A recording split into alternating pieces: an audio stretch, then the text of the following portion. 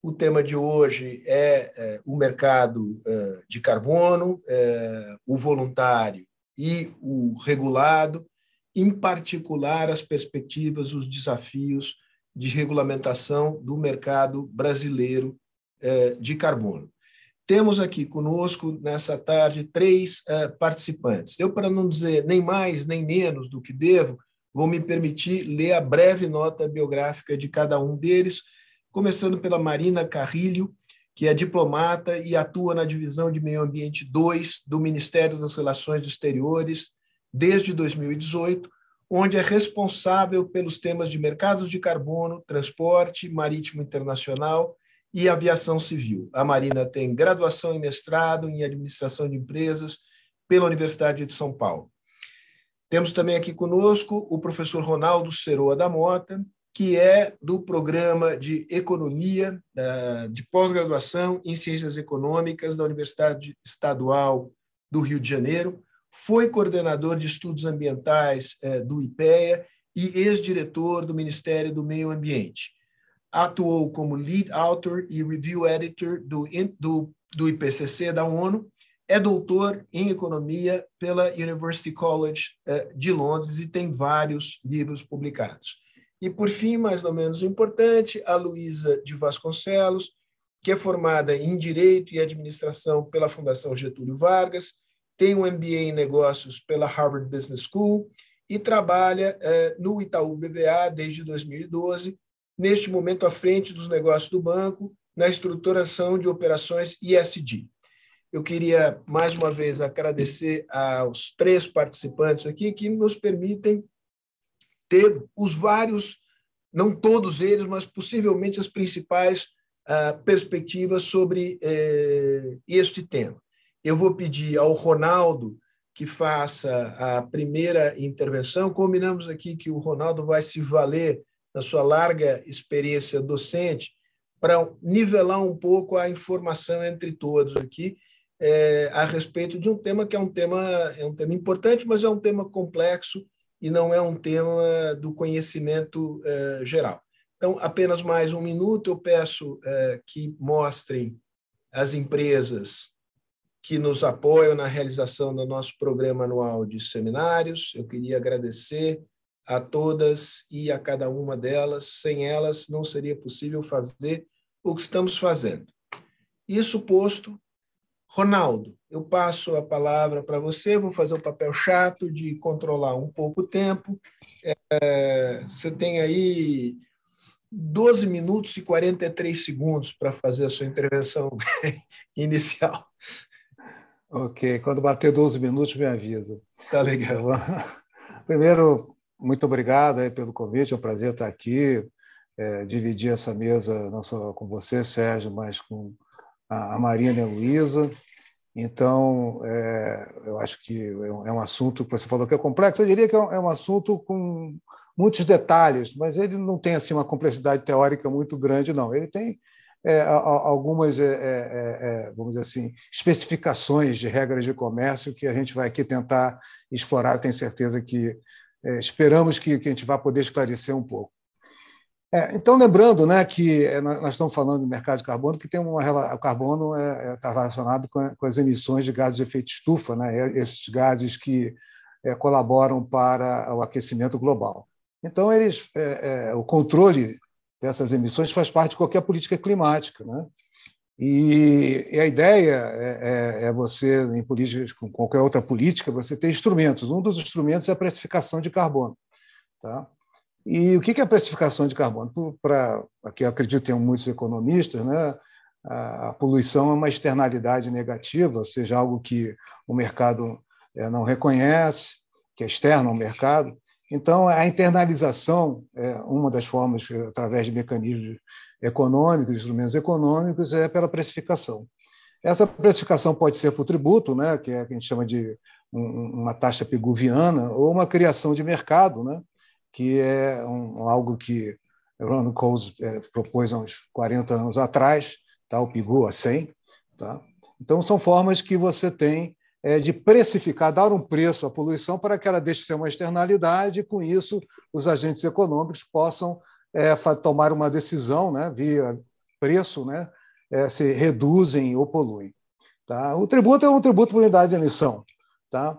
Mas o nosso tema aqui é mercado de carbono, e eu vou explicar por que isso chegou um pouco a virar uma coisa de bastante evidência. Tá? Primeiro, lembrando que, assim, do ponto de vista da teoria econômica, sendo uma externalidade, o que o Coase propõe é que o mercado não se forma por uma questão de custo de transação, né? Ele propõe que você crie um mercado, tá? Esse mercado com baixo custo de transação, na qual você distribui. Veja que o Pigou, quando fala tributo, ele coloca um preço na poluição. O que o Coase está colocando é que você faz um controle pela quantidade e você tem um nível máximo de poluição que você gera direitos de emissão e você faz a distribuição desses direitos de emissão que eles podem ser transacionados. Tá? E, com isso, você cria um sistema de comércio desses direitos de emissão. Tá? E o preço de equilíbrio, se você tem a mesma meta, seja para o tributo, seja para a criação de mercado, o preço de equilíbrio tem que ser o mesmo, desde que os custos de transações sejam o mesmo e que não haja incerteza, né, nas estimativas dos custos e benefícios que essa externalidade gera. Então, o mercado que se chama coasiano é um mercado que a gente chama de mercado regulado jurisdicional. Por exemplo, a Europa tem um mercado desde 2002, que é um mercado que tem que a gente chama de cap and trade. Se usa mais esse termo nos Estados Unidos, mas na Europa é Emissions Trading System, tá? Em que você tem uma meta anual que ela vai se reduzindo ao longo do período de compromisso desse mercado, e essa meta ela é transformada, como eu falei, em unidades de direitos de emissão. E o que as empresas têm que fazer é que, no final do período do ano, né, para estarem em conformidade, elas têm que igualar, fazer um relato das suas emissões e dizer, olha, eu emiti tantas unidades, vamos supor, 20 unidades, 20 toneladas de carbono equivalente, e para tal eu tenho que apresentar 20 unidades de direito de emissão, que são unidades de toneladas de carbono equivalente.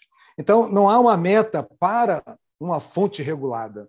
O que há é um cap, uma meta geral, em que as fontes que são reguladas têm que fazer uma conformidade no final do ano, fazendo uma equivalência entre suas emissões e a quantidade de direitos que elas têm. E como é que elas conseguem esses direitos? O regulador, primeiro, prática em todo esse mercado com uma preocupação, que é uma decisão unilateral de uma jurisdição. Quando eu falo de uma jurisdição, eu falei do caso da Europa, que é uma região, mas tem países como México, China, Coreia do Sul, tá? E tem também subnacionais, como a Califórnia ou até Tóquio, que é uma cidade. Tá? Essas jurisdições, né, têm essas metas são transformadas em direitos, essas fontes que estão no escopo desse mercado, geralmente a indústria e produção de energia, tá? Elas vão, ao final do ano, receber, todos eles têm uma prática de receber gratuitamente, no início do ano, na verdade, vão receber gratuitamente uma quantidade de direitos de emissões, tendo em vista uma preocupação que essa decisão dessa jurisdição de criar esse cap and trade pode prejudicar a competitividade daquelas fontes que são reguladas. Então, o primeiro é que parte daqueles direitos de emissão, algumas fontes que são expostas ao comércio internacional, recebem parte das emissões estimadas que terão naquele ano, uma parte gratuita. Bom, e o regulador pega o restante, tá, e faz leilões, geralmente trimestrais, que os agentes, né, regulados vão comprando de acordo com as suas necessidades. E tem o mercado secundário, além do mercado primário dos leilões, tem o mercado secundário, que esses próprios agentes podem ter déficits e superávites e entre si também transacionam. Tá? É um mercado que, quando a gente fala em indústria e produção de energia, só para vocês terem uma ideia, há um limite, né, um limiar de emissões em que você coloca uma fonte como obrigatória, mandatoriamente, participante desse mercado, entre 25 mil e 550 mil toneladas de carbono equivalente de emissões por ano, tá? Que dá umas 400, 500 fontes por país. Mas isso parece pouco, como 400, 500 fontes? Mas isso consegue, dada a concentração que tem nesses setores, você reduzir cobrir 80%, 90% dos setores. E com isso você também elimina, né, as pequenas e médias empresas que teriam um custo de transação muito grande, não estão acostumadas a participar desses tipos de, seja em mercado de commodity, mercado de esportes e futuros, etc. Tal, e como também o regulador fica com uma quantidade suficiente de heterogeneidade de empresas para que essas trocas possam acontecer, em termos de heterogeneidade de custo, né? Que essas possam acontecer, mas também com um número relativamente pequeno para poder fazer o monitoramento. Há toda uma discussão teórica, todo aluno de economia ambiental ele é obrigado a entender que o que é melhor, tributo ou mercado, porque a condição que eles sejam equivalentes é que o custo de transação tem que ser igual e que não haja incerteza sobre a estimativa, por exemplo, do custo de controle. Tá? Geralmente, se a sua preocupação é que você não tem um preço que possa ser muito alto e dê um impacto muito grande na economia, porque você estimou mal, tá? A curva de mitigação, a curva de custo marginal de controle dos agentes econômicos, você deveria usar tributo, porque aí o preço ele está tabelado. Tá? Se você está preocupado que você não quer errar na redução das emissões, tá? Porque tem a curva de benefício ela é bastante elástica, então você deveria usar mercado. Tá? Isso já foi resolvido, isso é uma questão que é mais teórica, né? Questão de prova, como a gente brinca, tá? Mas porque os sistemas de comércio agora eles têm um mecanismo de estabilidade de preço, que é o preço teto. Eu não vou entrar nesse detalhe, mas não há mais essa discussão teórica, tributo ao mercado, que dominou muito até uns 10 anos atrás. Tá? Então, mas só para falar de como é que é a experiência internacional, nós hoje temos 30 jurisdições no mundo que têm tributos, que foram tributos que são cobrados pela quantidade de carbono, e são eles, na sua maioria, para combustíveis para transporte e edificações. Tá? Por quê? Porque esses tributos já existiam de energia, o que eles fizeram, como a nossa CID, né? Que era pelo volume de venda, em vez de fazer a cobrança do tributo de volume de venda, faz pelo conteúdo de carbono. Então, foi muito fácil fazer essa transição desses tributos para torná-los tributos de carbono. Tá? Os mercados, os sistemas de mercado, esses sistemas Cap and Trade, ou ETS, né, Emission Trade System, eles estão muito mais concentrados na indústria e na produção de energia. Hoje nós já temos 34 jurisdições que já têm esses mercados funcionando. Só para ter uma ideia, tanto o tributo quanto o mercado geram mais de 30 bilhões por ano, tá? Seja arrecadação fiscal, seja em receita de venda dos leilões dos sistemas de comércio de emissão. Então, isso é uma experiência que já está dando certo. 25% das emissões mundiais já estão, de alguma forma, com uma precificação de carbono que é feita dentro da jurisdição. Tá? O gás de efeito estufa ele é homogêneo. Tá? Então, onde eu controlar, tá, eu posso fazer uma troca sem nenhuma perda do efeito no aquecimento global. Isso facilita, né, que você tenha muitas fontes com custos bastante heterogêneos, que dá uma grande custo-efetividade para o instrumento. Tá? Bom, esses são os mercados regulados, que, como eu falei, cada jurisdição toma a sua decisão, porque tem uma política climática de redução, e introduz esse mecanismo. Agora, existe um mercado voluntário, esse que se fala muito na imprensa, né, de créditos de carbono, mas como é um mercado voluntário? Isso é uma externalidade. Como é que existe um mercado? Tá? É porque existem empresas e indivíduos que voluntariamente resolveram adotar metas de redução de emissões de gases de efeito estufa. E agora, nos últimos anos, as empresas começaram a serem mais ambiciosas e a terem metas net zero, ou seja, elas se comprometem em algum momento na metade do século a ter emissões líquidas zero. Tá? Isso significa que elas vão tentar chegar naquela trajetória, né, em que que o IPCC, né, o Intergovernmental Panel on Climate Change, propôs que é preciso que você chegue na metade do século com essas metas de redução líquida zero, tá, para que o planeta não tenha um aquecimento acima de 2 graus. Então, essas empresas resolveram adotar voluntariamente e, portanto, elas também têm nessa trajetória algumas decisões de fazer não só reduções internas, como também se valer de uma redução de terceiros. Então, existem algumas atividades que podem, recebendo algum recurso dessas empresas, nesse mercado, criar projetos que vão fazer uma redução das suas emissões voluntariamente também, vão gerar créditos de carbono que serão, que a gente chama de offset, né? Que serão usados para compensação das empresas que têm essas metas de redução, para que elas possam manter aquela trajetória dela net zero. É claro que isso vai ter um fim, isso vai durar uns 10, 15 anos, porque a ideia é que todas as empresas no dia sejam net zero, então não vai ter gente, não vai ter tanta oferta de crédito de carbono. Mas, no momento, esse é um mercado que está gerando, cresceu 100% nos últimos 3 anos, já está gerando R$ 1 bilhão de reais ano em termos de comércio. Tá?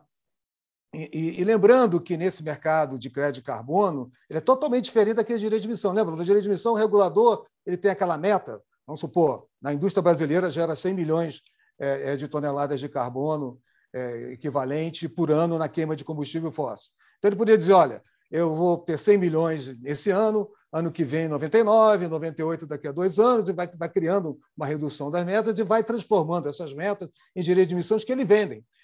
Aqui não. No mercado voluntário, são empresas que desenvolvem projetos que precisam provar que vão ter uma linha de base, que a gente chama, que é o business as usual das emissões, que vão adotar alguma maneira, alguma tecnologia, alguma gestão, que com isso vai reduzir as emissões que eles tinham no passado. Esse projeto ele vai ter que ser verificado, ele vai ter que ter um registro, tá? E ele vai ganhar uma certificação, a qual vai ser possível, então, ser transacionado, vendido para alguma empresa que tem interesse em usar esses créditos para o cumprimento das suas metas. Tá?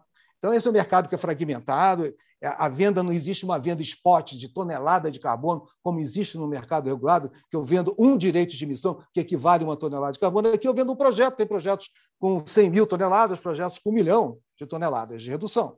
Então, você vende o projeto, você não tem liquidez nesse mercado, você não tem um mercado de balcão, tá? De contratos, quase todos os contratos bilaterais, tá? Mas, de qualquer maneira, há uma perspectiva que, como o número de empresas está crescendo muito com essa ideia de ESG e net zero, que se tente, foi criado agora pelos próprios participantes desse mercado, uma entidade privada que vai fazer a coordenação internacional desse mercado, tentando dar mais liquidez, tentando criar nesse mercado algum tipo de tokenização que permita que tenha um mercado spot futuro. Tá? Isso é um embrião. Mas é possível, de qualquer maneira, prever que, dado claro que essas crises que nós estamos tendo ultimamente podem dar uma reversão, né, nessas ambições que as principais empresas do mundo, que também são as principais poluidoras, nessas ambições que elas têm de metas net zero, pode ser que isso retroceda, que são metas voluntárias. Mas, considerando as tendências que nós observamos nos últimos 10 anos, é possível que esse mercado, que hoje tem preços médios de 5 a 10 dólares, tá? Como eu falei, são projetos, cada projeto tem um custo e um valor diferente, tá? É possível que esse valor chegue a 50 a 100 dólares no final da década. Tá? Isso não é nada de um absurdo. Pois não. Ronaldo, bateu em 14 minutos. Vou precisar de 3 mais, tá? Tá, e aí você fecha e a gente passa para a Luísa. Tá. Então, o outro mercado, que a Marina vai colocar muito, é um mercado em que vai estar sendo criado dentro do Acordo de Paris, tá? Que a gente chama que é o artigo 6, que cria os instrumentos de mercado, que agora os países que são signatários do Acordo de Paris, eles têm os seus compromissos que têm metas, né, das suas NDCs. A Marina vai explicar com mais detalhe isso. E ele criou 2 mecanismos. Um que é um contrato entre países e um contrato também entre empresas, tá? Que vai, entre países e entre empresas, os dois vão vender créditos de carbono para um país que pode usar os créditos que comprou de outro país para cumprir a sua meta da mesma maneira que no mercado voluntário eu posso usar para cumprir a minha meta net zero. É claro que no mercado, que a gente chama de mercado internacional regulado, a Marina vai colocar muito bem, não é qualquer metodologia, há uma restrição muito grande de como participar, umas regras de transparência, é tudo muito mais regulado, tá? Para que dê mais integridade a essa transação. E no Brasil, o que nós temos feito no Brasil? O Brasil tem um potencial de quase 50% de oferta de créditos florestais, seja por reflorestamento ou redução de desmatamento, fora as nossas vantagens competitivas em energia renovável e carbono de solo da agricultura. Tá? Temos um PL 2148, que já está em pauta dentro do Congresso Nacional, que cria aquele mercado, tá, que eu falei, Cap and Trade para o Brasil, tá, que foi discutido durante um ano com grande engajamento do setor empresarial. E esse PL também traz outro sistema paralelo àquele mercado Cap and Trade para o Brasil, que é um sistema de registro nacional dos créditos de carbono, no sentido de reduzir a assimetria entre compradores e vendedores, você criar um registro nacional, no qual você amarra mais os critérios de salvaguardas ambientais e sociais, que são muito importantes para os créditos florestais brasileiros, e com isso você aproxima oferta e demanda. Como esse PL vai seguir nesse ano eleitoral, não sei, mas é um PL que nós discutimos isso há mais de 5 anos, em termos assim, teóricos e com engajamento do setor empresarial, e há mais de um ano que, conjunto com a Câmara, a gente desenvolveu esse PL. A gente, eu digo, um grupo muito grande de especialistas. Muito obrigado, Sérgio, e desculpe pelo tempo que eu ultrapassei. Imagine, eu que agradeço. Eu aprendi mais sobre mercado de crédito de carbono do que eu aprendi desde 1997 no Protocolo de Quioto, que criou o Mecanismo de Desenvolvimento Limpo, que foi a primeira vez que eu ouvi falar a respeito. Acho que foi extraordinariamente útil, Ronaldo. Te agradeço pela concisão, o esforço e pelo conteúdo transmitido. Eu queria passar à Luísa, lembrando aqui que já temos uma pergunta do Felipe Bastos, que é a pergunta, digamos, a pergunta crítica e de fundo dessa nossa conversa. Vou só deixá-la pendurada para ela ficar aqui no ar e todo mundo, de alguma maneira, se referir a ela. Quer dizer, com base na experiência de mercados regulados, o que a gente tem a ganhar se regularmos o mercado aqui e quais são os desafios para regulamentar esse mercado? Mas, Luísa, eu queria te ouvir da perspectiva de quem conhece quem atua no mercado voluntário de carbono no Brasil. Queria um pouco a descrição desse mercado, a evolução dele, as perspectivas da evolução e como você vê a importância maior ou menor de criar um mercado regulado de créditos de carbono. A palavra é tua, Luísa. Obrigada aí, Sérgio, e também um prazer estar aqui com o Ronaldo e com a Marina no painel. Eu não vou falar tanto, porque eu sei que a Marina também depois vai falar um pouco dos mecanismos, né, no Acordo de Paris, que eu acho que vai ser super relevante até por esse contexto quase que acadêmico do tema. O que a gente vê aqui em termos de mercado financeiro, né? Então, qual que é a grande discussão quando a gente fala de mercado de carbono? Como a gente consegue monetizar esses créditos de carbono, né? Ou seja, o benefício que você estar removendo o carbono ou reduzindo a pegada de carbono, seja no processo produtivo, industrial, seja associado à energia renovável, a florestas, está gerando. E para você fazer isso, né, para você começar a monetizar esse crédito, você precisa ter basicamente segurança jurídica, segurança regulatória, e certeza de que essa monetização ela vai ser efetiva, né? Então, até o Ronaldo antecipou um pouquinho a discussão legislativa que está tendo atualmente. Isso é algo super relevante, não só relevante para a gente estabelecer um mercado regulado no país, mas também para estabelecer as regras de integração entre o mercado regulado e o mercado voluntário, porque o mercado voluntário, por definição, é um mercado não regulado, né? Que acontece entre os agentes privados. Hoje, o que a gente tem visto aqui do lado do banco é um movimento, de fato, como o Ronaldo comentou, das companhias estarem firmando cada vez mais esses compromissos, né, de redução da pegada de carbono e, por consequente, procurando esses créditos, tá? Em linha muito com esse movimento, o banco anunciou, isso está em press release, a gente tem uma iniciativa com outros 3 bancos globais, que foi inclusive ampliado para envolver mais gente, que é a criação de uma plataforma de negociação voltada ao mercado voluntário, para justamente agregar transparência, liquidez e endereçar esses problemas todos que o Ronaldo estava comentando anteriormente, que é um mercado que ainda está em construção, que tem pouca liquidez, que tem informação muito fragmentada. Então a gente falou assim, poxa, não é uma agenda que vai ser sozinha. A gente se juntou a grandes bancos, o IBC, o NEB e o NatWest, que são de diferentes regiões, criou essa plataforma, o Project Carbon. Ele basicamente hoje está em fase de piloto e a gente faz a negociação de créditos de forma tokenizada, então utilizando a tecnologia de blockchain para garantir toda a rastreabilidade do processo. isso é um dos passos que vai acontecer, né? Obviamente, no momento que a gente tiver um mercado regulado no Brasil, a gente pode, inclusive, ter um ambiente de negociação organizado dentro do país, que eu acho que é até um dos movimentos quase que naturais. Mas vai ser um processo, e eu acho que a gente vai ter que ter só essa clareza de reconhecer que tanto o mercado voluntário como tanto o mercado regulado quanto o mercado voluntário, eles vão coexistir. E a gente vai ter que definir a melhor forma deles coexistirem e se integrarem, para um acabar, não digo matando, mas para eles não terem objetivos que no final do dia não estão convergindo, né? Então, assim, para os bancos atuarem, para os agentes financeiros, e aí eu vou até um pouco mais amplo do que banco, tá? Eu vou envolver também a parte de investidores, eventualmente até pessoas físicas que sejam engajadas no tema, a gente vai precisar ter um pouquinho mais de definição. Sobre caracterização jurídica, competência regulatória, autoridade competente, forma de registro e transferência de titularidade, para a gente poder ver como, de fato, monetizar com segurança esse tipo de ativo, vamos colocar aqui. Lisa, na linha que você abriu, deixa eu te perguntar a respeito da coexistência entre os dois mercados. Quer dizer, o que é necessário para que eles criem um jogo de soma positiva e quais são os riscos de que eles criem essa coexistência crie um jogo de soma negativo, uma espécie de rouba-monte, né? De o que você tira o que você ganha de um lado, você tirou do outro, que não é a situação desejada. Perfeito.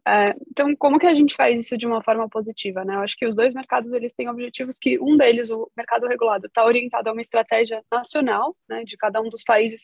Você pode até abstrair e dizer que é uma estratégia global do mundo em reduzir a pegada de carbono, mas por ser uma estratégia nacional, vai ter que envolver todos os agentes e setores prioritários, que normalmente são os setores mais emissores, tá? Ao você fazer isso, você acaba colocando quase que amarras em alguns setores e define a forma como eles vão poder interagir entre si e negociar essas allowances que o Ronaldo estava explicando, né? Esses direitos, seja recebendo e utilizando, seja vendendo no secundário, seja comprando em leilões. A segunda coisa é que vão ter setores que naturalmente podem ou ficar de fora ou desejarem ir além daquilo que está sendo imposto por lei, para ajudar no ecossistema, com a redução da pegada de carbono. Então, você tem que garantir que esses dois não estão convergentes e que, eventualmente, se você tem um investimento no mercado voluntário, num projeto que, de fato, está reduzindo ou removendo a pegada de carbono, você consegue, de alguma forma, fazer conversão para que ele também possa, no limite, ser negociado no mercado regulado. Porque daí você passa a se orientar pelo projeto e pelo resultado último, que é reduzir a pegada de carbono, e não pelo mercado em que ele está sendo negociado ou por quem está comprando ou vendendo. Você passa a facilitar quase que a monetização desse tipo de atividade. Legal. Eu vou pedir ajuda aqui, Marina, um minutinho só. Pedir ajuda aos universitários. Ronaldo, comenta um pouco o que disse a Luísa. Quer dizer, essa questão da coexistência, que, digamos, oportunidades, enfim, você vê, que desafios você enxerga? O perfil de emissões no Brasil é um pouco diferente da maioria dos países, né? A nossa grande fonte de emissão é o uso da terra, né? E particularmente desmatamento. Tá? Quando a ideia, né? Por exemplo, ontem o CEBEDES mandou uma carta a todos os presidenciáveis, né? Para que eles se comprometessem com a criação do mercado de carbono. Como? A indústria pedindo para criar um mercado de carbono? Né? Por quê? Como é que eles entendem isso? Eles entendem que a indústria brasileira já tem uma baixa intensidade de carbono, por causa das nossas energias renováveis. Mas eles querem ter um tipo de proteção, né, de competitividade, mostrando que, como o Brasil já é de baixo carbono, ele pode ter metas que não tão ousadas, mas o suficiente para dizer sempre que a indústria brasileira é de baixo carbono e continuará. E ela vai poder se proteger, por exemplo, que nós temos na nossa agropecuária, né? Porque nós não estamos cumprindo nosso Código Florestal, porque o nosso desmatamento está aumentando, começam a ter sanções comerciais, né? Por conta de algo que muitas das empresas agropecuárias não têm responsabilidade por isso. Tá? Então, eles veem isso como um incentivo à competitividade, como se fosse uma política industrial para uma competitividade da indústria de baixo carbono. E por que indústria de baixo carbono? Porque eles acreditam que o mundo vai seguir nessa direção. Não é à toa que 25% das emissões, quer dizer, dos grandes países, já estão desenvolvendo tecnologias de baixo carbono e introduzindo isso na sua indústria e na sua produção de energia. E o Brasil não pode ficar atrás disso. Então, isso tem um incentivo tecnológico, tem um incentivo de proteção à competitividade.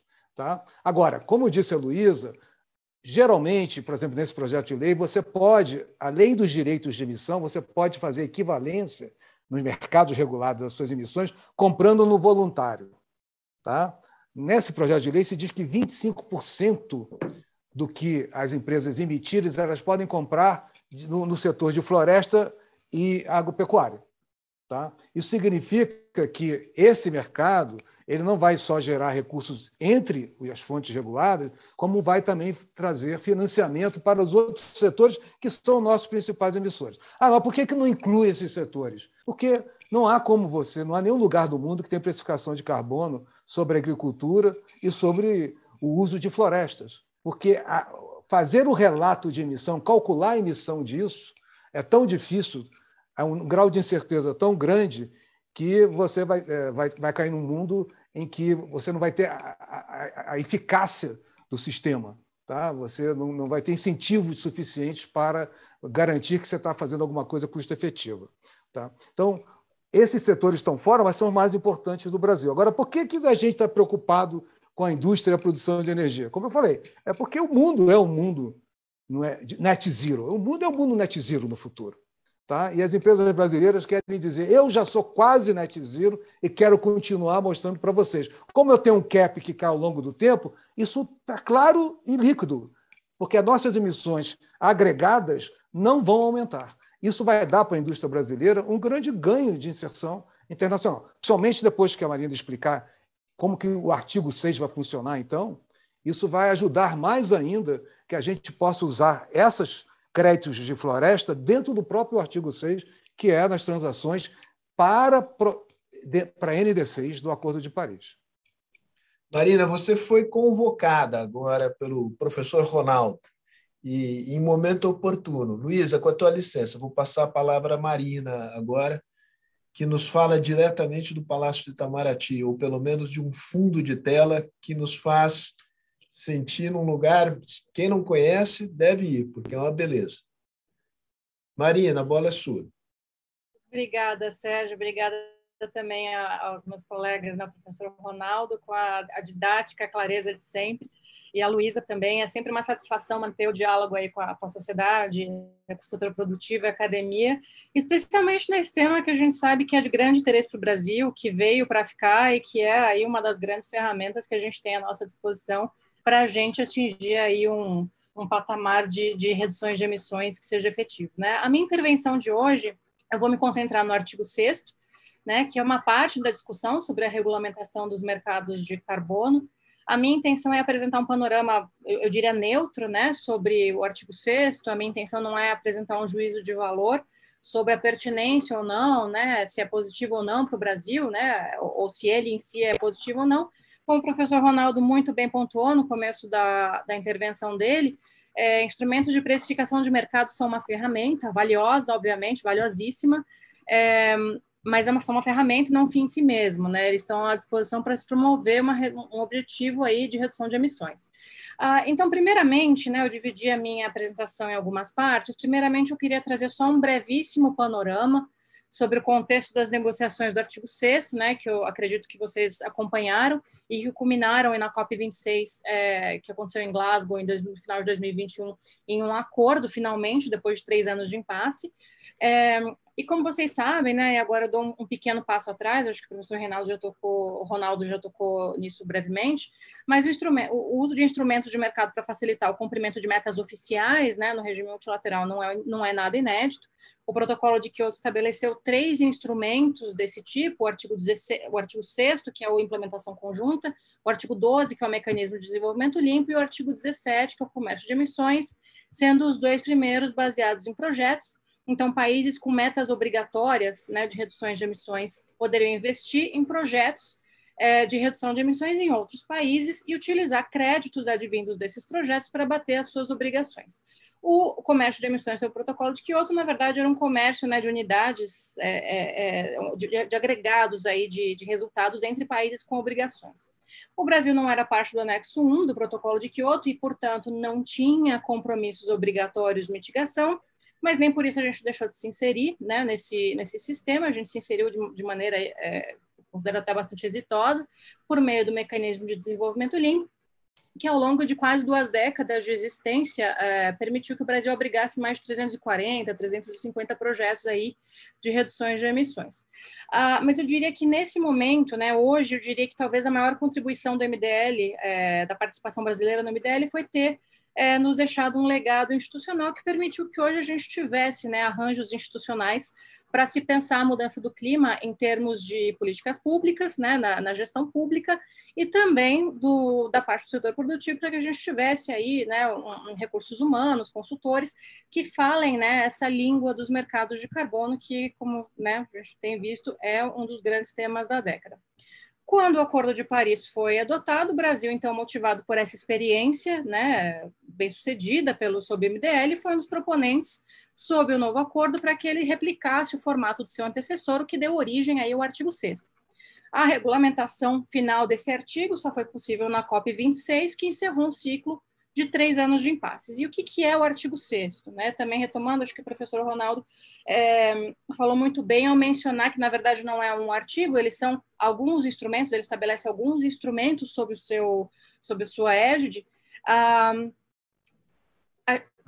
e um deles, né, um desses instrumentos, 2 deles, na verdade, tem natureza de mercado. A gente tem o artigo 6.2 e 6.4, que são de natureza de mercado, e mais um artigo adicional, que é o 6.8, que, se vocês forem ver, é, na verdade, um arcabouço institucional para facilitar a cooperação entre as partes, mas sem a natureza de mercado.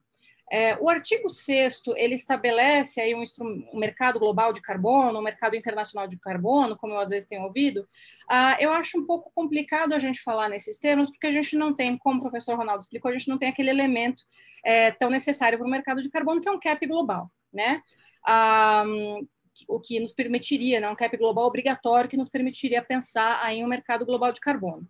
A natureza complexa e nacionalmente determinada do Acordo de Paris aí não facilita essa questão, e o próprio artigo 6º ele é voluntário. A gente tem, obviamente, agora, né, pós-Glasgow, um arcabouço normativo que nos permite, em algum momento, pensar nesses termos, mas nesse momento eu acho que seria até equivocado a gente falar, né, nessa terminologia.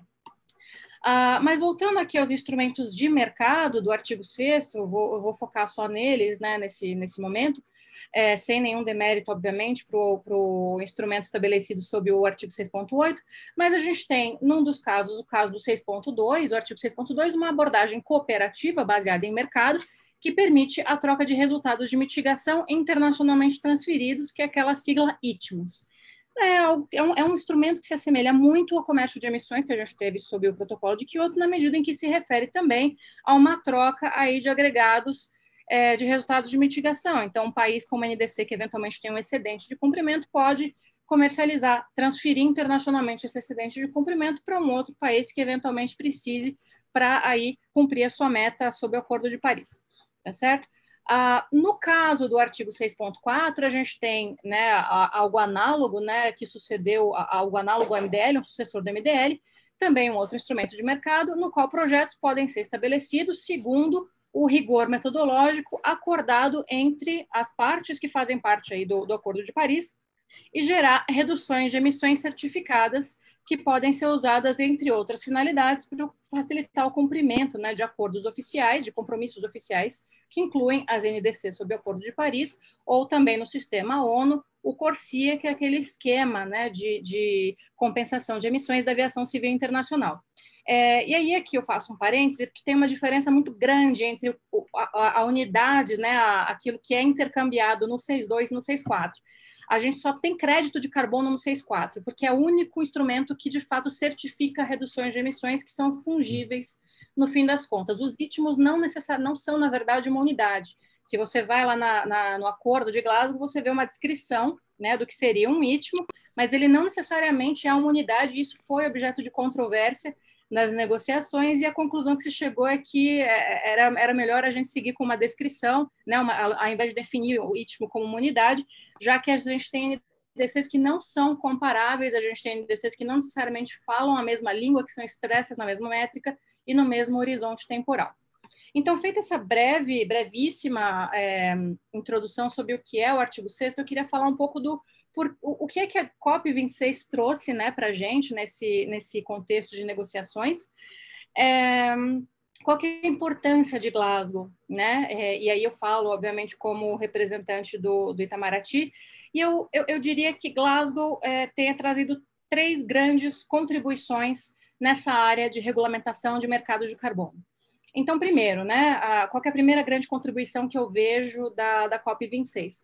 Eu acredito que as decisões de Glasgow elas consolidaram, primeiramente, um entendimento que pôs fim às controvérsias e que agora permitem que a gente tenha um arcabouço normativo sobre o qual a gente pode pensar, de repente, no mercado de carbono e sobre o qual a gente pode estabelecer outros arranjos aí bilaterais e plurilaterais de mercado.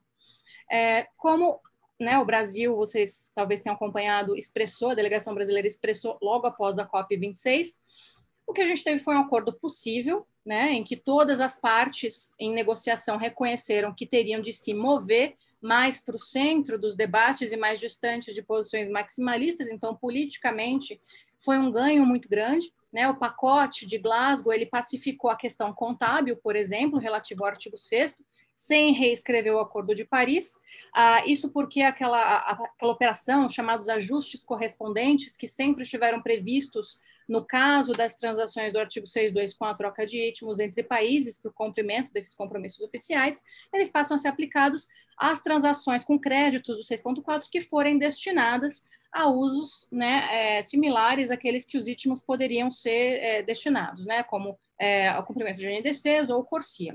Essa era uma controvérsia antiga, era uma grande controvérsia e que agora a gente tem um entendimento multilateralmente obtido como a gente vai regulamentar a contabilidade dessas transações para que não haja, sob o Acordo de Paris, a dupla contagem, tá certo?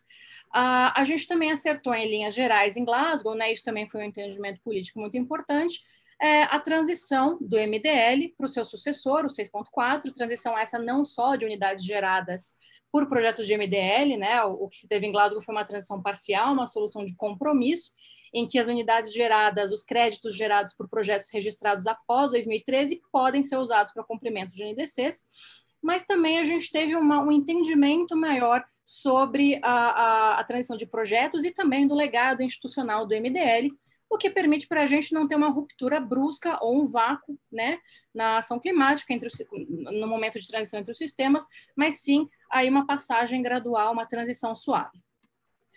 Eu passo agora, então, também para a segunda grande contribuição que eu acho que Glasgow nos trouxe, porque eu acredito que com a decisão da COP26 a gente tem agora, sob o artigo 6.4, um mecanismo público internacional de certificação de emissões. Então, da mesma forma que a gente tem uma série de esquemas voluntários privados, a gente tem também agora um mecanismo análogo com o selo ONU e com regras multilateralmente acordadas que asseguram, né, a esses créditos de carbono a integridade ambiental, a legitimidade, né, já que as regras foram multilateralmente acordadas, e também transparência das suas obrigações, já que a gente tem aí uma série de requisitos, né, uma série de obrigações para as partes e também para os agentes privados interessados em se envolver, de transparência, certo? E também a gente teria aí como assegurar, por meio desse debate multilateral, o alinhamento dessas metodologias e dessas operações com as metas aí do Acordo de Paris. Ou seja, agora a gente tem um benchmark muito importante para esse tipo de operação.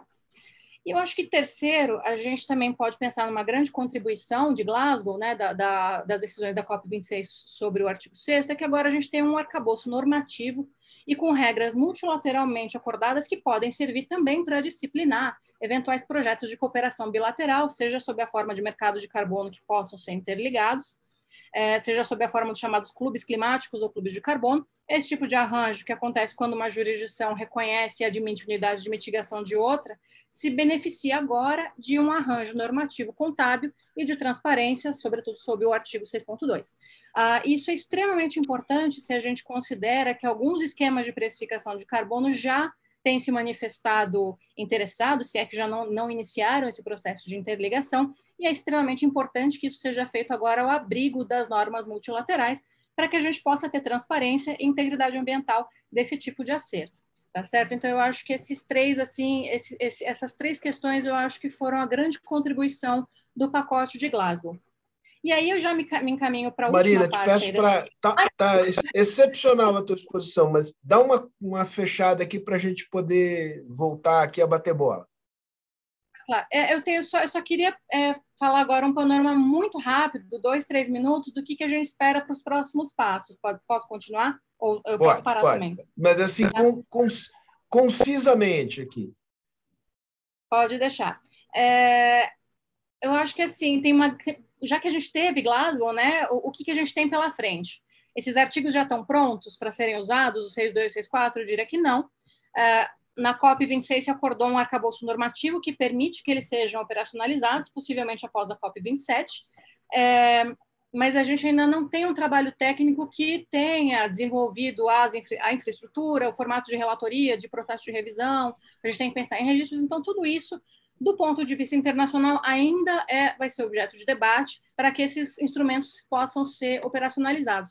Mas a gente também tem um trabalho interno, e eu acho que isso é objeto de grande expectativa, que é justamente o que exatamente a gente pode esperar em termos de artigo 6º, e isso, obviamente, a gente tem que amadurecer o debate doméstico à luz, né, das nossas necessidades de mitigação de emissões para cumprimento da nossa NDC.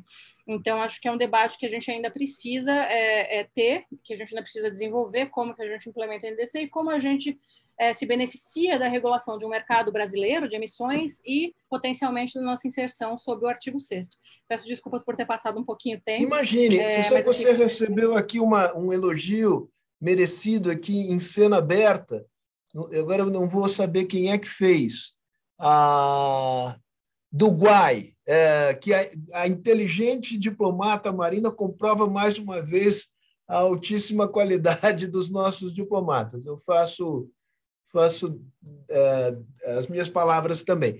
Luísa, 2 perguntas para você, a partir do que disse aqui a Marina e de perguntas que me chegaram da plateia. A plateia, por óbvias razões, tem gente muito qualificada nos assistindo, eu estou aqui dando tratos à bola para ver como é que eu consigo articular as perguntas. Mas, em linhas gerais, há uma grande preocupação com a Amazônia, né? E em que medida o mercado voluntário de geração e comércio de carbono pode ser um instrumento importante para a contenção do desmatamento na área.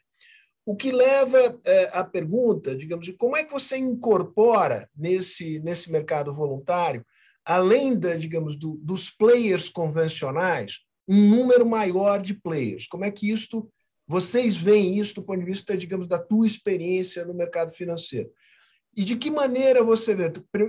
Portanto, um olhar para dentro e também um olhar para fora, em que medida esse framework legal sobre o qual falou a Marina amplia as perspectivas de negócios voluntários?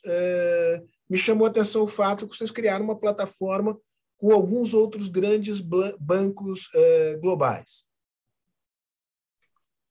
Perfeito, Sérgio. Vamos lá, vou responder em partes e eu deixo aberto também, tanto para o Ronaldo quanto para a Marina interromperem e complementarem aqui. Em relação à primeira pergunta, eu acho que a pergunta de Amazônia deve ter vindo muito pelo que o Ronaldo comentou, né? Hoje no Brasil tem toda uma questão do quanto o desmatamento está contribuindo para as emissões. Então, obviamente, tem uma preocupação de você conter o desmatamento em áreas de floresta, especificamente na Amazônia, tá? Então, assim, eu diria que todos os players de mercado que têm um compromisso legítimo vão ter essa vontade de trabalhar para conter esse desmatamento. Inclusive, o Itaú, junto com outros bancos, Bradesco, Santander, a gente tem o nosso compromisso da Amazônia, né? Tendo dito isso, o mercado de carbono pode ser uma alternativa para conter esse desmatamento. Por quê?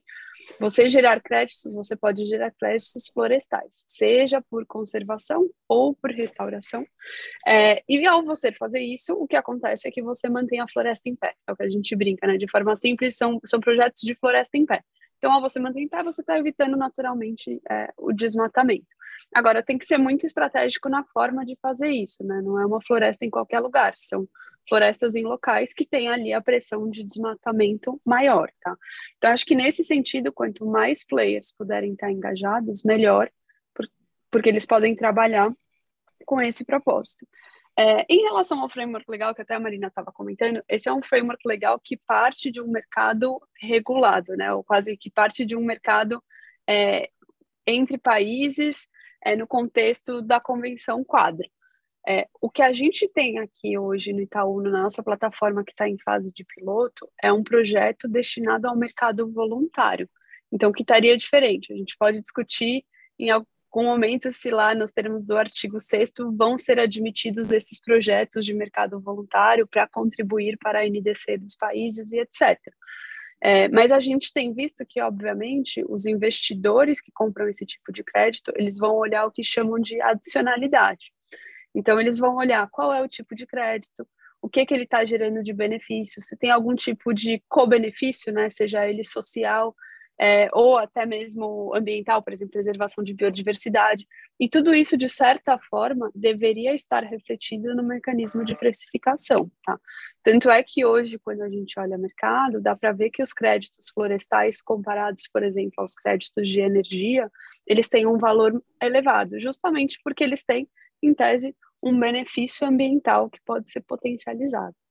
Eu vi que o Ronaldo acho que está aberto, não sei se ele quer complementar. Ronaldo, comentários teus, mas também incorpora uma pergunta que nos chega aqui do Fernando Jefferson, da PUC do Rio, e que fala sobre, digamos, o imenso território de pastagens degradadas no Brasil, cujas, digamos, poderiam ser utilizadas em projetos de reflorestamento para a geração de créditos de carbono.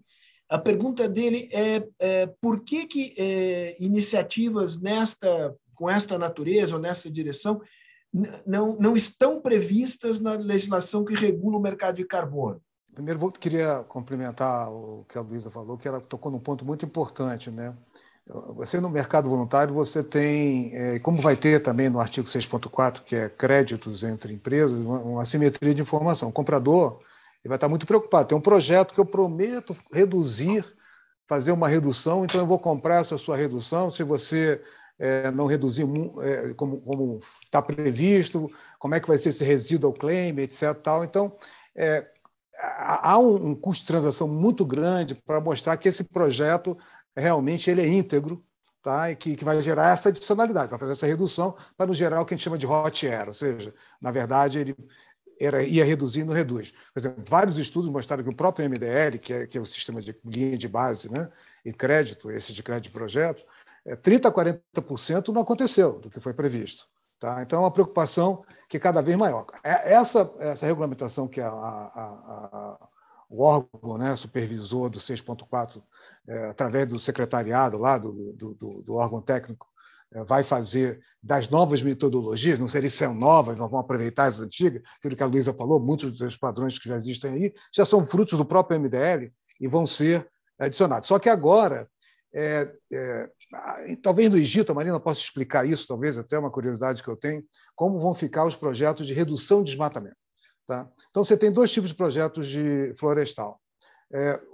Um é a redução de desmatamento. Eu tenho uma área, por exemplo, tenho um excesso de reserva legal e eu vou vender esse excesso de reserva legal, tá? Preservando aquela área, como se eu pudesse, como eu tenho direito de desmatar, eu estou vendendo aquele estoque de carbono.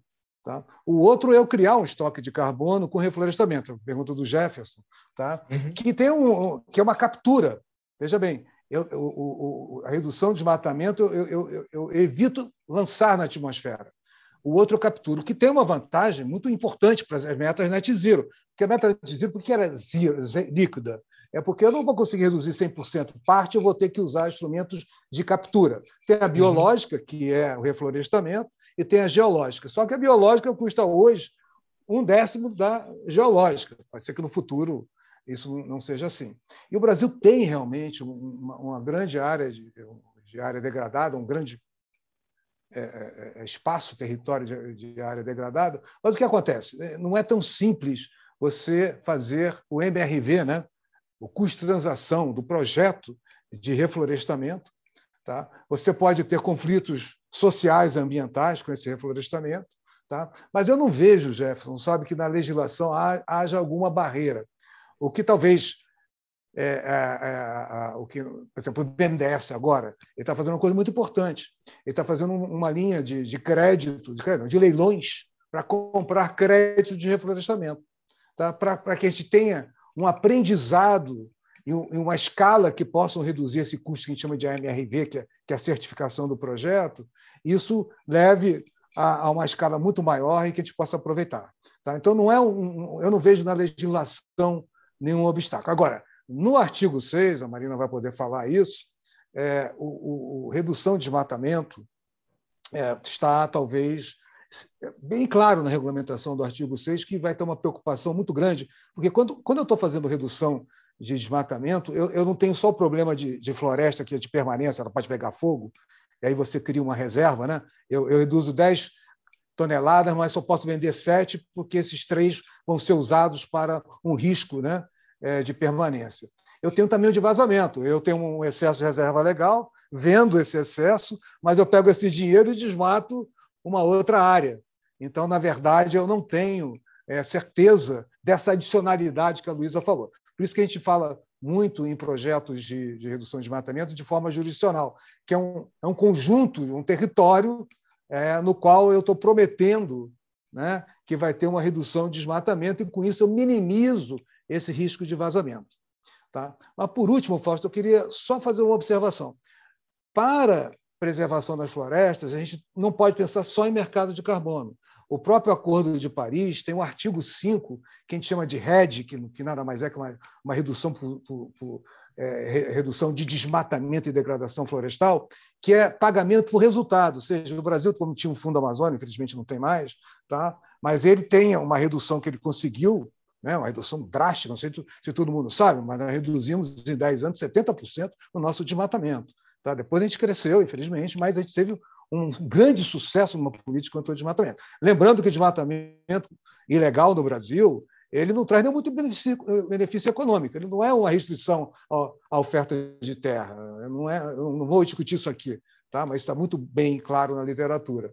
Mas esse mecanismo eu performei e alguém vai pagar. Só que isso não tem a transferência de crédito, não pode ser usado para compromissos de NDC, nem para compromissos de meta voluntária. Mas há uma grande demanda de alguns países, como teve no caso da Noruega, Inglaterra, Alemanha, no fundo da Amazônia, e de empresas que gostariam de ter, como na sua política de responsabilidade social, ESG, tá, um compromisso para financiamento através de atividades de REDD, pagamentos por resultado. Então, o mercado de carbono não é a única forma para a gente financiar a nossa conservação florestal. Isso desde logo, acho que, digamos, essa é uma premissa de toda a discussão aqui, digamos, esse é um dos instrumentos à disposição. Não podemos nos esquecer, digamos, que uma boa fiscalização também é um instrumento importante para conter desmatamento. Claro, isso já está para dizer uma obviedade, né? Aqui. Deixa eu só aproveitar, porque tem uma pergunta não sei se é Do ou Dan Magatti, que diz o seguinte, Ronaldo, é para você. Qual é a sua opinião a respeito do fato de que temos cada vez mais créditos disponíveis de REDD no mercado, sendo comprados, mas o desmatamento na Amazônia continua? Isto mostraria uma certa ineficiência deste instrumento? Primeiro, colocar um ponto que talvez seja novidade para muitos aqui. 30% a 40% dos créditos que já foram certificados não conseguiram ser vendidos.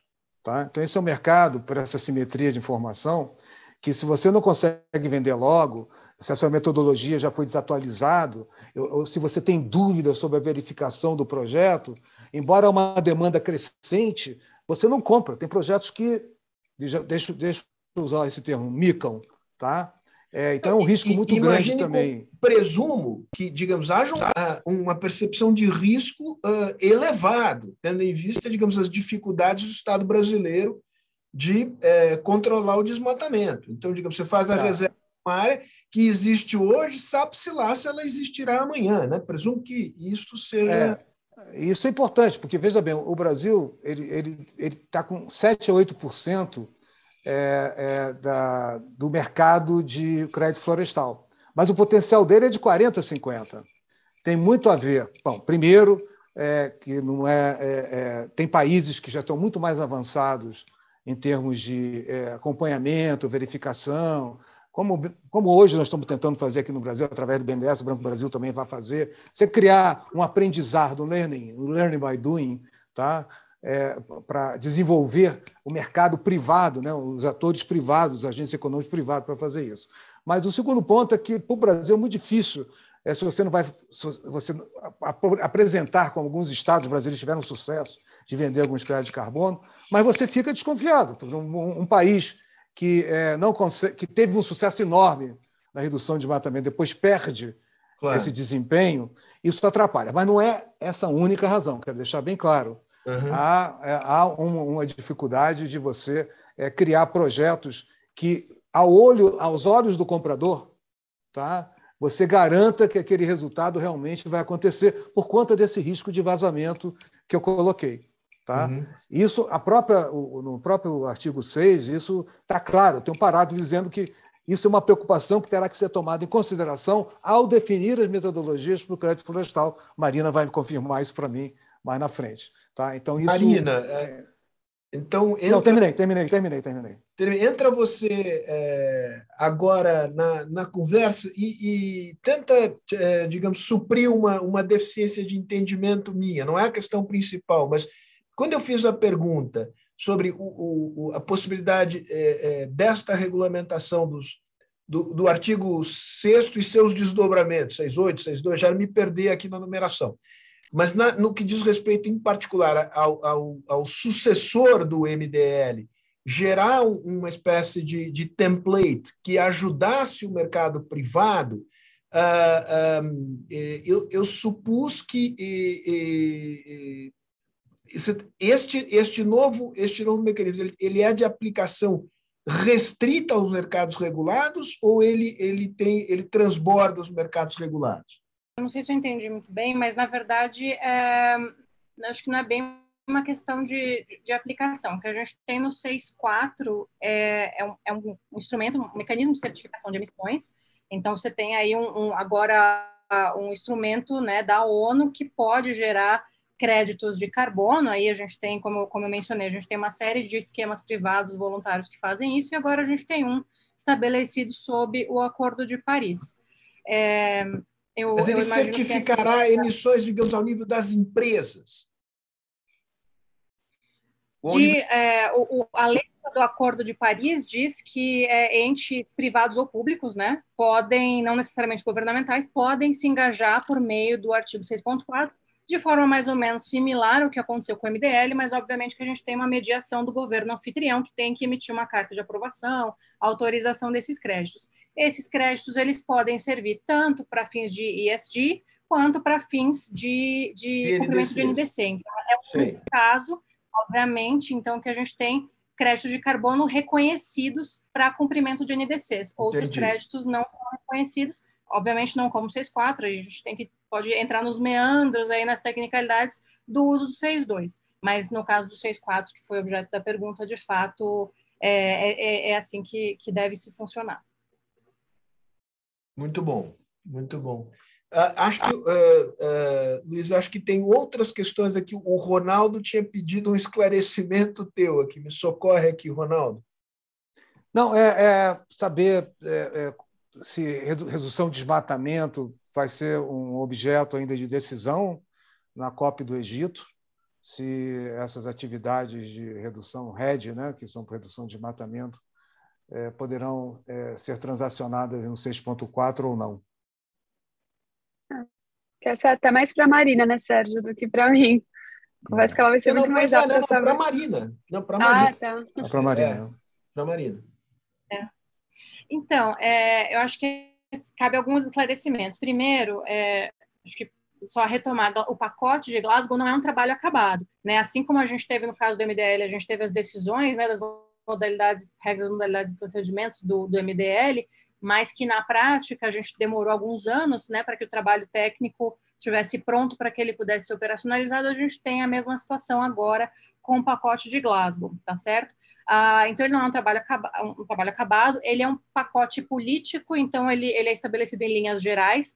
Então, eu até vi aqui que no chat tem uma menção ao entendimento metodológico. A gente não entrou no mérito das metodologias, mas a gente tem aí meio que uma diretriz geral, e aí as metodologias, inclusive aplicadas a contexto tropical, não podem ser desenvolvidas, né, no âmbito do órgão de supervisão, mas tem ainda um extenso trabalho técnico que a gente tem que fazer, inclusive para refinar o entendimento com relação à questão dos créditos provenientes do setor de florestas. O artigo 6º ele não fecha a porta. No caso do MDL, quando ele foi aprovado, a gente já tinha uma delimitação de atividades de aflorestamento e reflorestamento. No caso do artigo 6º, a gente tem a palavra remoções em todo o texto. Ela é mais geral a esse respeito, então ela obviamente não exclui o setor, né, de uso da terra, o setor florestal. Um tipo aí de crédito a ser gerado, que acho que até o professor Ronaldo usou a palavra emissão evitada, né, o emissions avoidance, é parte desse projeto, desse trabalho técnico que tem que ser feito, justamente porque aqueles problemas, né, aquelas dificuldades técnicas que o professor Ronaldo mencionou, o vazamento, a não permanência, como é que a gente vai fazer um buffer, né? No caso do MDL, a gente teve aquela solução de crédito temporário, crédito permanente, e tudo isso ainda está em aberto, tudo isso ainda vai ter que ser objeto de deliberação no âmbito dos órgãos subsidiários técnicos da convenção.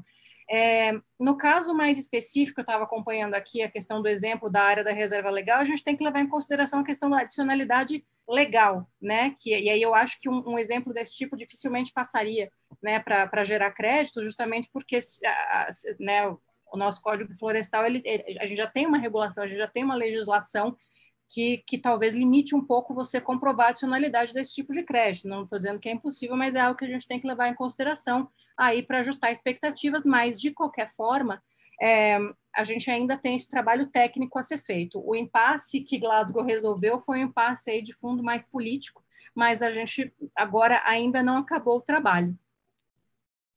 Eu só queria esclarecer, Sérgio. Sim, depois eu queria voltar à Luísa, mas esclareça. E aí... É só esclarecer essa coisa muito importante que a Marina falou, do Código Florestal. Se você tiver que fazer uma regularização, né, ambiental, ou seja, você tem menos reserva do que você tem, menos área de preservação que você deveria ter, isso, por exemplo, no CORSIA já não aceitam, porque é uma obrigação legal, então não teria adicionalidade. Agora, o excesso de reserva legal é uma outra história, porque isso aí, esse sim, esse é o que você pode ter. É a floresta que você tem o desmatamento legal, ou seja, eu posso desmatar legalmente, mas eu me abstenho não desmataria, abstenho disso para gerar evitar uma emissão. Mas é uma questão que é muito complicada fazer essa mensuração, como nós já discutimos aqui, e talvez isso leve um tempo a mais, né? Lembrando que no MDL isso não foi aceito, a Marina já colocou, no MDL só aceitava reflorestamento, não aceitava redução de desmatamento, até por conta dessa dificuldade. Muito bom. Eu acho que com isso, Maria Silvia Sá, te mando um abraço. Eu espero que a tua pergunta feita a mim aqui tenha sido respondida por esse diálogo aqui, entre o último diálogo entre a Marina e o Ronaldo. Luiz, a pergunta para você que me ocorre é a seguinte, e é uma pergunta franca, diante da complexidade evidente. O Ronaldo disse que não é complexo, né? Talvez o entendimento não seja extraordinariamente complexo, embora para um sociólogo seja, mas a implementação, com todos os seus detalhes, é extraordinariamente complexa dos mercados regulados, sejam eles regionais, estaduais, de jurisdições nacionais, etc. Do ponto de vista dos agentes privados, como é que você avalia a possibilidade, digamos, de o mercado voluntário avançar? O quanto este avanço é dependente da regulamentação do mercado? Vocês veem, digamos, a possibilidade de regulamentação do mercado de maneira positiva, ou, digamos, com aquele certo pé atrás de dizer, de repente, do jeito, se for mal regulado, melhor que não haja regulação alguma, porque a gente consegue evoluir no mercado voluntário de maneira satisfatória, digamos, satisfatória da perspectiva dos agentes privados. Eu não estou aqui, propositalmente, não estou pensando aqui na coisa mais agregada. Perfeito. Acho que assim, o mercado voluntário não é se ele vai desenvolver, ele já está aí com os desafios que ele tem. Luísa, dá um pouco os números assim, de o que ele era, o que ele é e o que ele pode vir a ser nas melhores assim, estimativas. A gente tem pouco, né? O que são números efetivos desse mercado? O que eu tenho e que eu posso passar assim, quantas empresas, por exemplo, têm compromisso de descarbonização? Isso hoje no mundo já é mais de 1.000, tá? É ao redor de 1.100. Esse mercado voluntário, quando a gente olha historicamente, ele cresceu na média 30% nos últimos 3 anos, tá? Então, em 2016, ele negociava lá 36 milhões de toneladas de CO2, ele está agora em 2019, né, que é um dos últimos dados que a gente tem recente, 142. Novembro do ano passado, se eu não me engano, já tinha ultrapassado 1 bi. Então, assim, é um mercado que de fato está crescendo muito, tá? E ele vai se desenvolver porque ele está alinhado ao timing e estratégia de negócio das companhias, que cada vez mais está integrando o ESG na estratégia de negócio.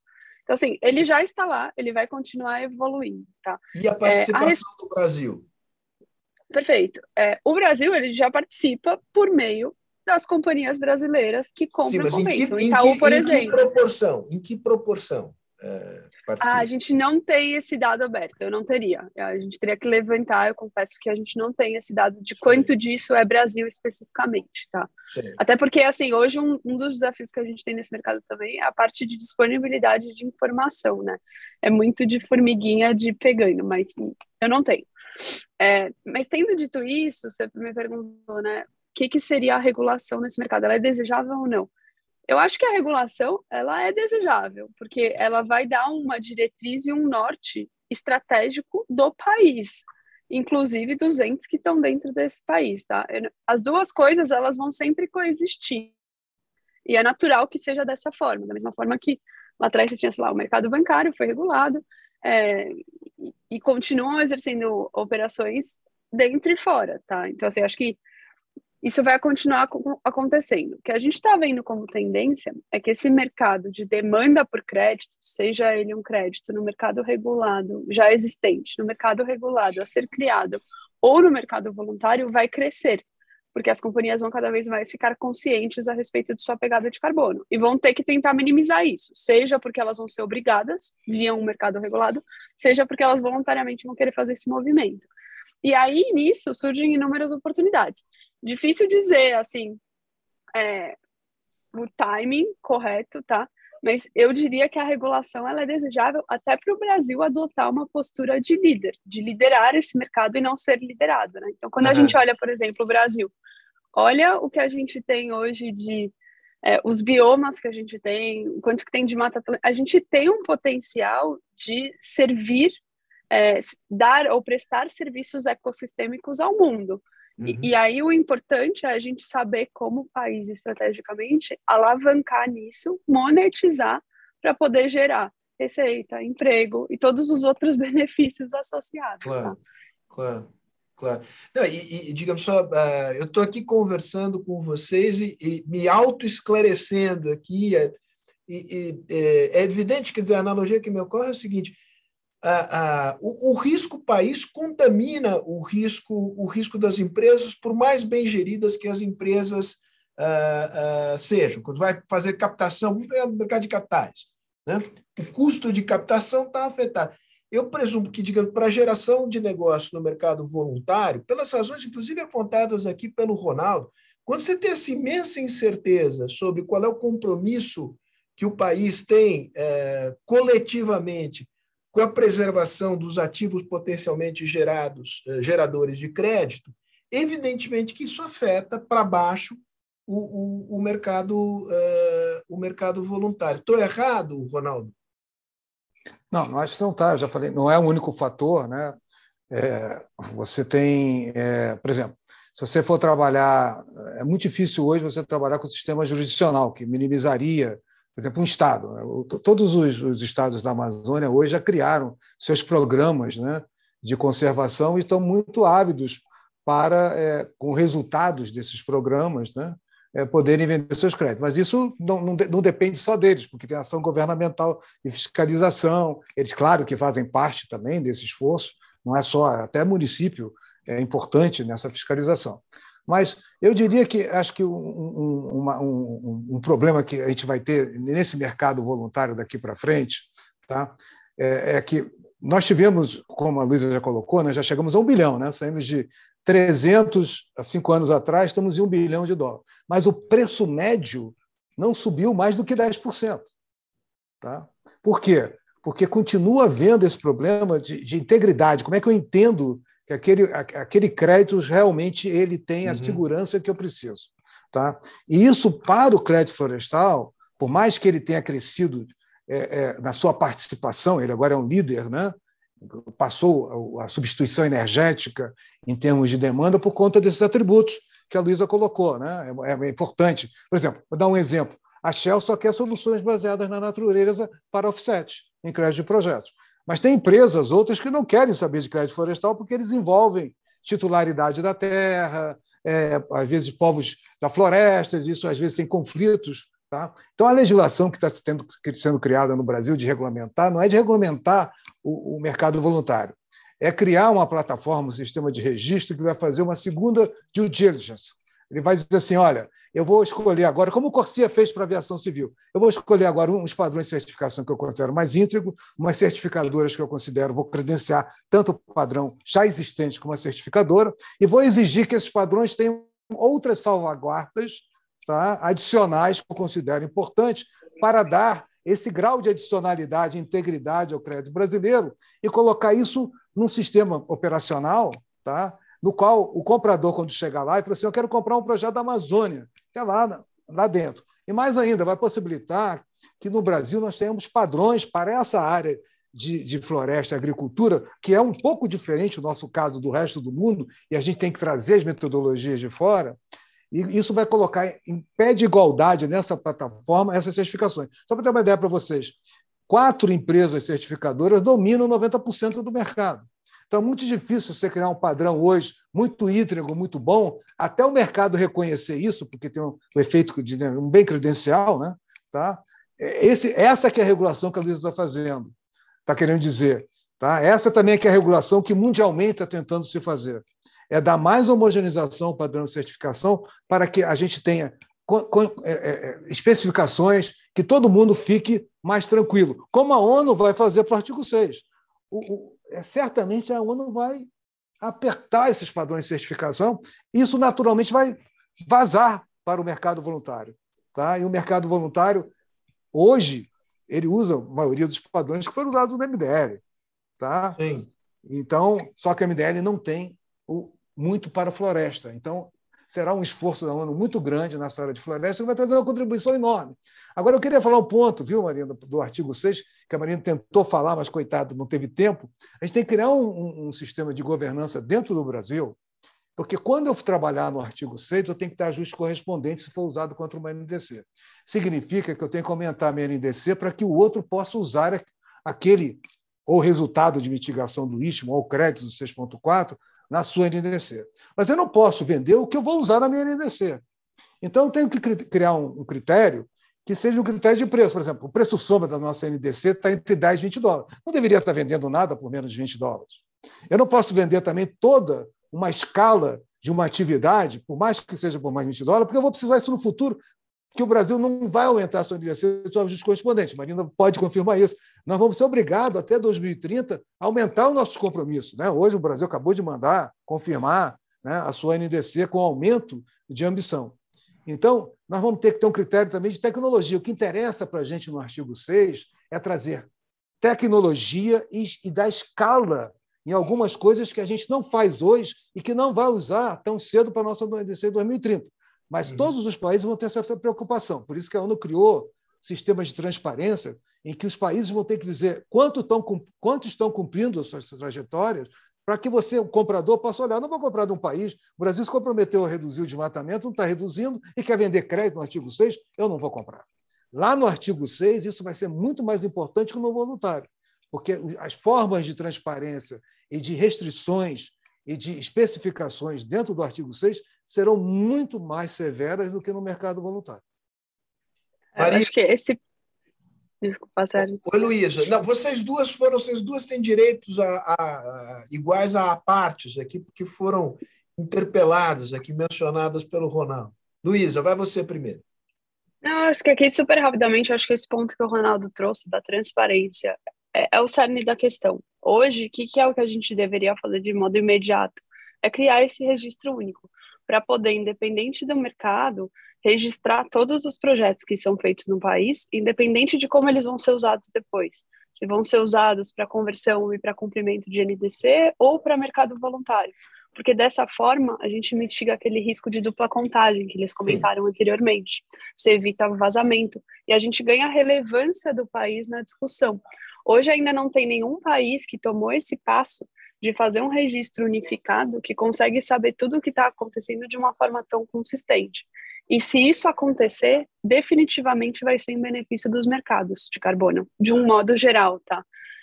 E eu acho que esse ponto, assim, é justamente onde a gente deveria estar focando a discussão. Não à toa o Ronaldo, inclusive, foi envolvido na discussão do projeto de lei, porque é exatamente por aí, tá? Acho que amanhã a gente precisaria ter esse registro. Obviamente, você pode depois começar uma discussão de mercado regulado, de mais detalhes, mas o registro é o que a gente precisava já ter feito para estar rodando e ter a transparência que a gente precisa para ser um grande player e um grande agente desse mercado. Uma espécie de insumo básico comum, benéfico para o voluntário e o regulado. Marina, tua vez aí. Oi, você está com o microfone fechado. Sim, eu acho que a gente entrou agora numa questão que é aí a nossa relação do interno com o externo, né? A gente não está inserido agora num sistema que a gente, enfim, como Kyoto, né, que a gente não tinha exatamente uma NDC a ser cumprida, né, uma contabilidade a ser comprovada no final de um certo período.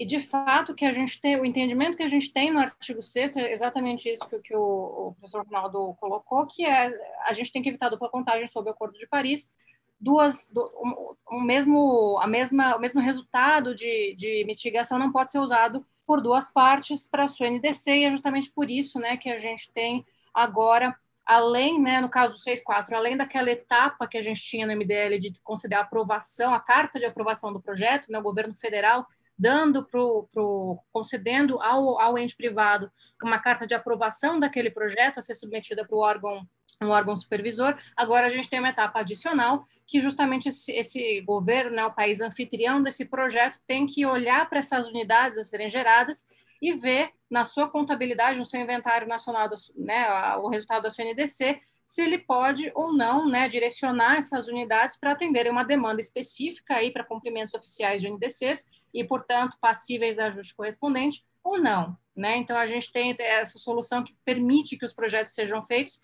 né, e deixa aí ao critério do país anfitrião avaliar, conforme a sua capacidade de cumprimento do NDC, a autorização ou não do uso final dessas unidades, e a autorização é justamente o gatilho dessa operação, que é o ajuste correspondente ao ajuste contábil, né?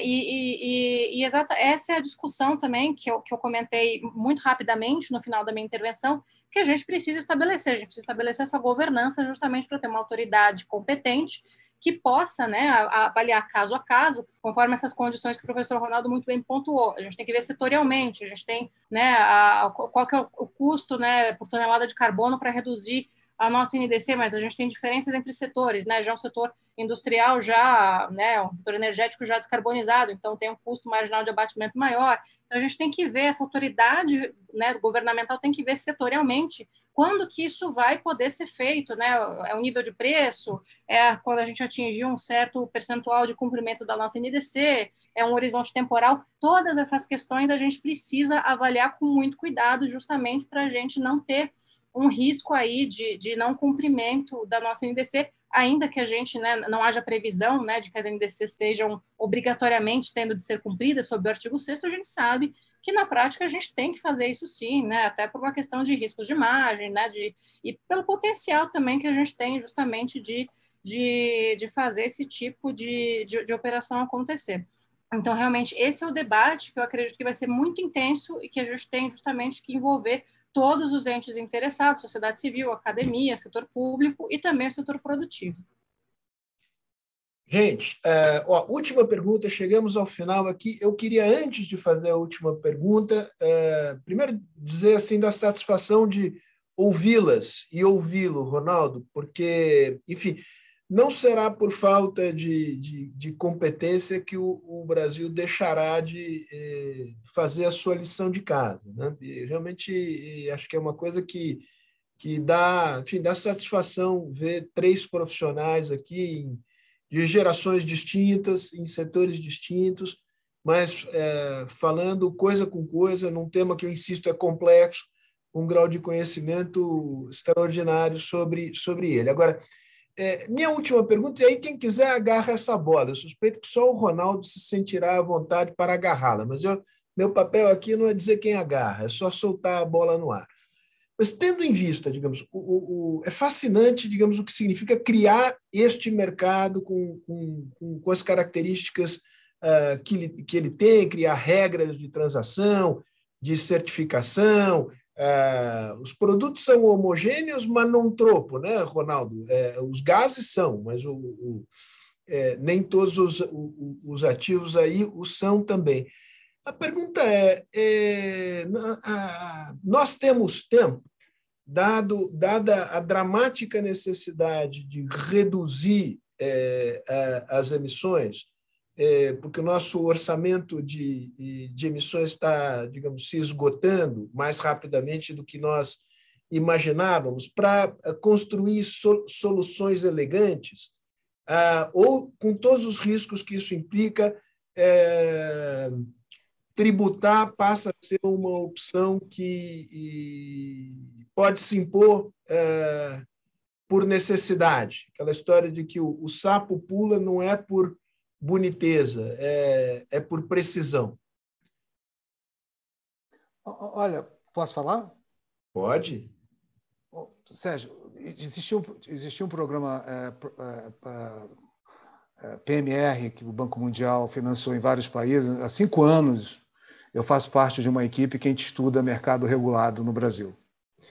Inclusive, junto com o CEBEDES, a gente publicou um livro, assim, Tropicalização do Mercado, das Experiências Internacionais no Brasil, com todos os detalhes possíveis. Então, há um grupo de pessoas no Brasil que entendem de mercado regulado no seu mínimo de detalhes. Tá? Então, a gente tem uma competência para fazer isso. É uma decisão política.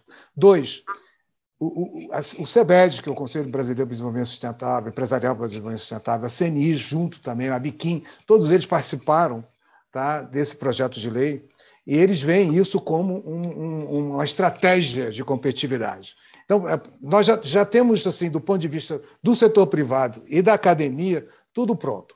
Tá? Inclusive, esse PL 2148 foi a deputada Zambelli que trouxe para o plenário. Tá? Quer dizer, que é da parte do governo. Agora, é claro que a gente sabe que num ano como esse, as prioridades dentro do legislativo se alteram. Tá? Mas haverá, como o CEBED já fez essas cartas aos presidenciáveis, uma pressão que esse mercado tem. Eu acho que isso rapidamente a gente implementa. Vai ser um mercado pequeno, porque o Brasil emite pouco. Tá? Mas ele vai representar uma coisa, até para o Brasil participar, por exemplo, da OSDE, entendeu? Isso vai ser muito importante. Tá? Para acordos multilaterais, vai ser muito importante. Isso vai ser... O México tem um mercado que é uma simplicidade, que tem 80% de gratuidade, pode usar 50% de crédito, o preço lá é de $3 e ele é uma vedete, tudo bate palma no México, etc. Tal, como é um grande país da sustentabilidade. Então, isso é muito importante para a imagem do Brasil, para a reputação do Brasil, e o setor sabe disso. E eu acho que, para o mercado voluntário, a Luísa é uma maior testemunha disso, o que nós ganhamos também de aprendizado e expertise nos últimos anos é muito grande. E a movimentação, tá, que está fazendo o BNDES agora, tá, e que vai ser, eu acredito que vai ser replicada em outras instituições, nós vamos avançar muito. Tá? Agora, quero lembrar que no mercado voluntário, na Europa, ano que vem, não é mercado voluntário, na Europa, ano que vem, as empresas que se dizem Net Zero, OSG, elas vão ter que ter um balanço apresentado, um balanço ambiental apresentado, obrigatoriamente. É claro, acima de um certo tamanho. Tá? Por quê? Não é que vai ser punido, é que nem um balanço ativo passivo. Tem o prejuízo, é prejuízo, é o lucro, para que o investidor saiba quem realmente está na trajetória net zero. Tá? Isso já vai estar sendo feito também no Reino Unido, nos Estados Unidos está passando na Câmara uma legislação desse tipo, o Canadá também vai adotar, vai chegar aqui no Brasil. O que eu quero dizer com isso? É que o que a Luísa colocou, as empresas cada vez mais vão estar demandantes por crédito de carbono. Tá? É claro que não podem fazer as suas reduções com 90% de offset, vão ter que usar alguma coisa. Mas isso a gente sente que todos os fatores, drivers, estão caminhando para dar, e principalmente com o artigo 6, como saiu, como bem disse a Marina, né? um alto grau de integridade, tudo isso vai trazer rapidamente, nós vamos aprender rápido, que nós temos capacidade de simulação, de trazer para o Brasil isso. Eu não vejo que não há nenhum obstáculo. Nós teremos toda a capacidade, como teve Itamaraty para negociar o artigo 6, para trazer a governança do artigo 6, como o sistema financeiro brasileiro está muito... Esses bancos brasileiros são bancos internacionais, né? O papel do BNDES e do Banco do Brasil. Eu acho que nós temos tudo para fazer. O que talvez seja importante é que tenha um governo que queira ter uma política climática. Isso é uma outra questão. Se a gente tiver um governo que, como já tivemos no passado, que queira ter uma política climática, que entenda que isso é importante para o país, que uma economia de carbono, uma economia neutra de carbono é o futuro tecnológico, eu acho que isso sai no outro dia. Eu não vejo nenhum obstáculo técnico nem institucional para que isso não aconteça. Espero que eu não esteja sendo muito otimista. Não, é que a minha pergunta eu achei excepcional, eu adorei, esse é um fecho ótimo, digamos, para cima da nossa conversa. Eu vou pedir que Luísa e Marina, se quiserem fazer uso da palavra, tem toda a liberdade de fazê-lo. A minha pergunta não era nem Brasil, era global. Mas, enfim, isso é papo para uma outra Aí você vai ter que dar mais 1 hora para a gente aqui. Não, exatamente. Mas, Luísa e Marina, considerações finais, fechamos por aqui. Vocês decidem, vocês mandam.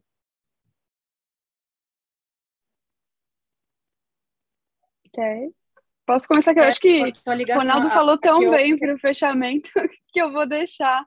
Ele fechou ele muito falou, bem. Talvez uma entrada aqui para um próximo papo, que a gente fale um pouco mais do tema em termos mais amplos. E aí agradecer, obviamente, Sérgio, toda a organização aí de vocês, ao Ronaldo e à Marina pela participação. Acho que foi, de fato, um debate super rico. E é bacana ver que tem tanta gente boa, engajada e pelo menos com a visão muito parecida. Agora é só a gente mover os parafusos para conseguir colocar de pé. Maravilha. Marina. Eu faço minhas as palavras também da Luísa. Quero agradecer ao professor Ronaldo, à Fundação FHC, a você, Sérgio, pela moderação, e também a Luísa por esse debate. Eu acho que a gente, né, é a hora de fazer cada vez mais desses, né?